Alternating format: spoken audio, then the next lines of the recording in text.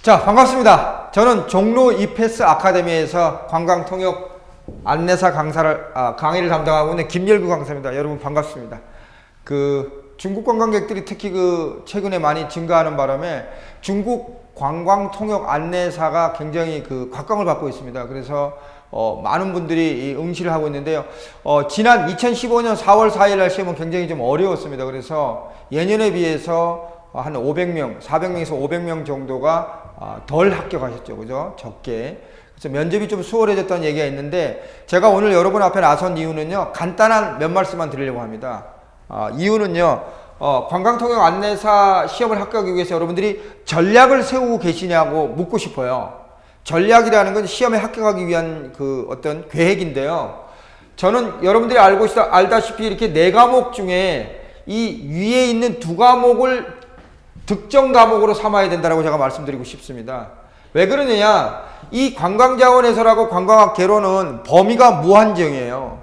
공부를 하려면 한도 끝도 없어요. 그래서 여기 이 2과목에 투자해가지고 얻는 효율성, 시간과 노력, 비용을 들이는 거에 비해서 비교적 범위가 거의 정해져 있는 건 법규입니다. 양이 적지 않은 것이 문제이긴 하지만 그래도 공부하다 보면은 범위가 어느 정도 법 안에서만 나오거든요. 그리고 관광국사 역시 관광자원이나 개론에 비해서는 어느 정도는 정해져 있어요.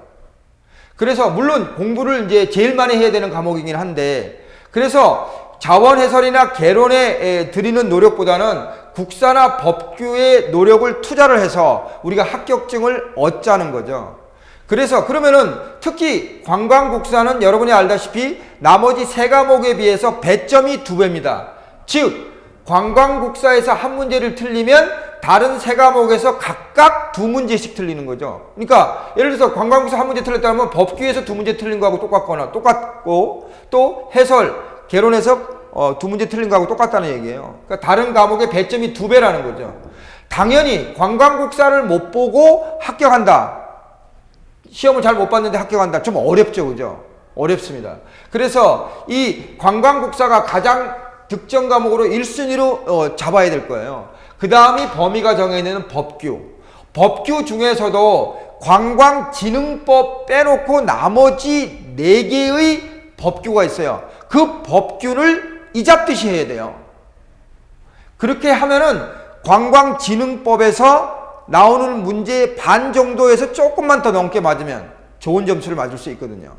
그러니까 여러분들이 이제 숫자 계산을 하시면 아시겠지만, 그래서 범위가 정해지는 법규 그리고 관광국사 배점이 2배인 이 2과목을 득점 과목으로 삼아서 여러분 합격증을 손에 쥐시길 바라는 거죠. 자원에서는 관광개론은 그럼 어떤 전략을 세워야 될까? 자, 보세요. 자, 한 사람이 얘인데요. 저는 이걸 다 100점으로 환산을 하고요. 관광국사를 200점으로 환산한 겁니다. 2배니까 100점이고요. 그래서 25문제가 나오죠. 곱하기 4 하면 이게 이제 100점인 거죠. 그러면 25문제 중에서 7문제를 틀리면 4, 7이 28, 72점이죠. 여기도 7개 문제를 틀렸어요. 7문제를. 72점이죠. 여긴 14문제를 틀렸어요. 14 곱하기 4는 4, 4, 16이 56점이니까 44점, 44점. 이렇게 맞았는데 합격했죠. 어떻게 해서 합격했을까요? 자, 평균이 60점 이상이 돼야 되죠? 60점. 여기 60점을 쓰겠습니다. 60점에서 몇 점이 남았죠? 12점이 남았죠. 잠시만요. 12점이 남았죠. 그죠? 12점이 남았는데 이건 2배 과목이잖아요. 다른 과목의 배점이 2배잖아요. 그러니까 24점이 남았죠.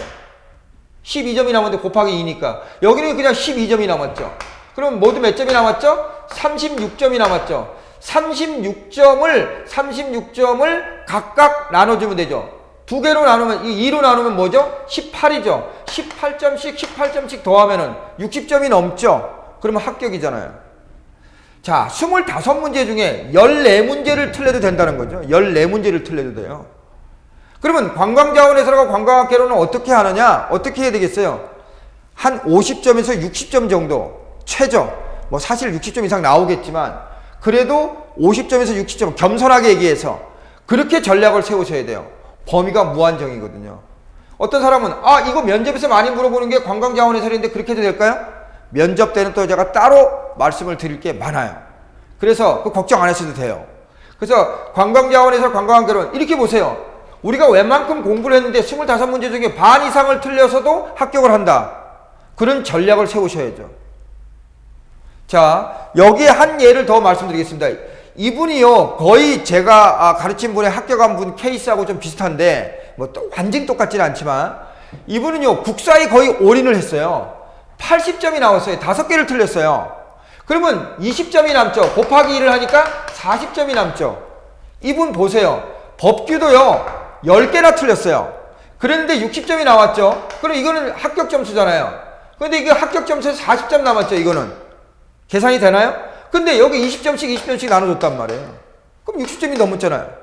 60점 이상이니까 60점을 포함한 거죠. 합격을 했단 말이에요. 제가 알기로 어떤 분은 사실은 5개가 틀린 게 아니라 3개를 틀리는 바람에 88점을 맞았어요. 그래서 곱하기 2를 하니까 88점에서 28점이 남죠? 곱하기 1을 하니까 56점이 남았죠. 56점을 3과목에 나눠줘가지고 넉넉하게 합격을 했어요. 자, 여러분들이 그러면 선생님 72점으로 합격한 사람하고 60점으로 필기시험 합격한 사람하고 면접 때 이 사람한테 저 점수를 더 주냐고요? 그렇지 않아요. 저는 거꾸로 된 경우를 많이 봤어요.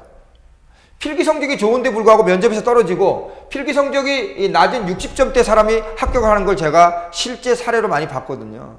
자, 제가 내린 결론입니다. 관광통역 안내사는 60점 이상이면 누구나 합격을 해요. 그러면 합격을 하기 위한 전략을 세우셔야죠. 과연 여러분은 그러면 과목 간에 이렇게 전략을 세우고 공부를 하고 계신가요? 아니시다면 오늘 지금 이 동영상을 보시고 전략을 바꾸세요. 물론 사람마다 법규와 체질이 안 맞는다. 난 이게 체질이 맞아. 그리고 관광학개론은요, 영어 단어 그 자체가 나와요. 호텔 용어, 영어 단어 그 자체가 사지선다로 나온다고요. 4개 중에 고르는 게 나와요. 그러면 영어 단어를 모르는데 어떡하냐고요? 죄송한데 그래서 최저 점수를 맞고 어떤 과목이든 40점 이하만 맞지 않으면 되니까 최저 40점 이하로 내려가지 않기 위한 노력만을 한 거죠. 그렇게 해서 제가 가르친 분들에게 관광학 가르친 분들 중에 합격하신 분들에는 관광학 개론을 40점대를 맞고 거의 과락만 맞지 않는 수준으로 맞고도 합격한 사람들이 많아요. 그것도 높은 점수로 60점보다 훨씬 높은 점수로. 그러니까 관광학 개론 때문에 영어 때문에 관광학 개론은 영어거든요. 영어 때문에 못하겠다고 하는 분들도 그거는 어떻게 생각하면 전략을 제대로 세우지 않으신 거예요. 포기할 건 포기하고 득점을 해야 될 건 득점을 하고 그렇죠. 뭔가에 집중을 해야 될 거 하고 집중을 하지 않아야 될 걸 다 정하시길 바랍니다. 그래서 제가 짧은 기간에 여러분 그 바쁜 시간을 제가 붙잡았는데요.